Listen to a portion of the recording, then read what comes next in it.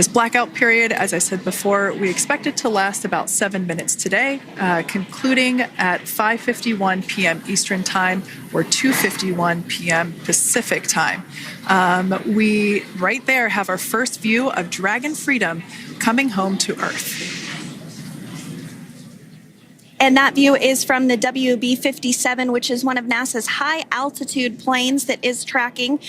Now, because of the way that this camera is configured, it does look like it is dark, but it is indeed daytime, and you're beginning to see that plasma trail as Dragon re-enters the Earth's atmosphere. All of that is expected. We are anticipating an acquisition of signal around 2:51 p.m. Pacific Time, so just minutes from now, and you may hear the core begin to hail out or call Dragon for communications and see if we can potentially get communications with them a little bit earlier.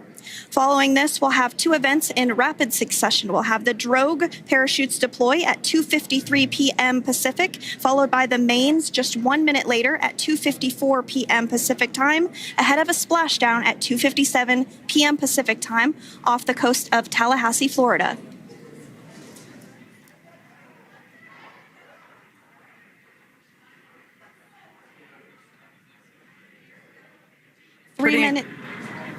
Pretty incredible views of the Dragon spacecraft making its way home back to planet Earth with the Crew 9 astronauts on board.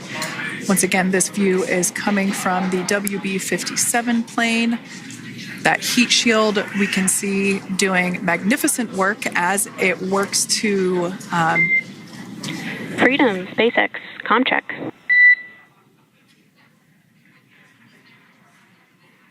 All right, we're going to start hearing the SpaceX Crew Operations Resource Engineer. SpaceX Freedom is with you. 4.16. Enjoying the ride.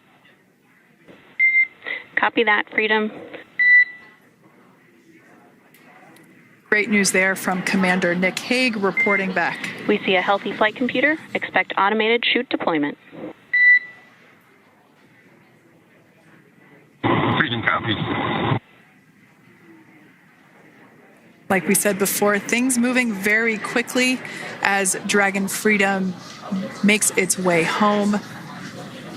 Next event coming up will be deployment of the drogue parachutes. This occurs around 18,000 feet. GPS has converged. Expect nominal altitude for drogue chute deployment.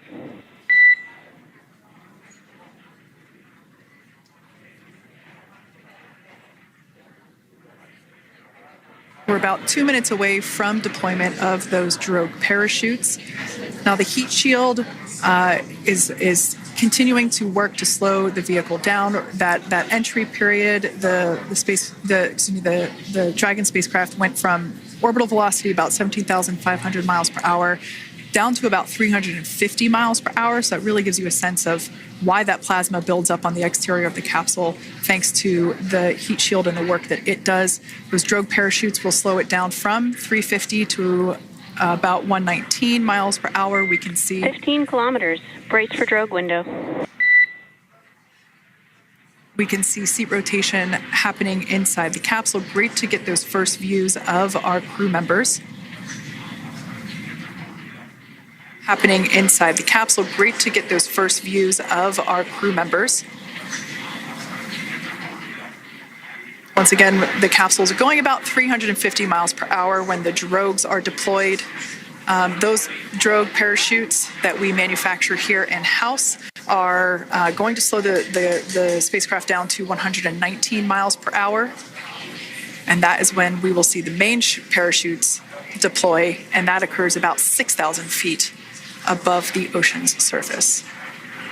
And we are expecting drogue deployment at 2:53 p.m. Pacific, so we should see it any second now. And there you are getting a great view of Crew 9 inside Dragon Freedom as it returns back to Earth. We are awaiting the drogue deploys. This view coming from the WB-57 high-altitude plane. And there you see it on your screen, drogue deployment. Drogue descent rate nominal. You can hear the crowd here. Visual on 2 healthy drogues.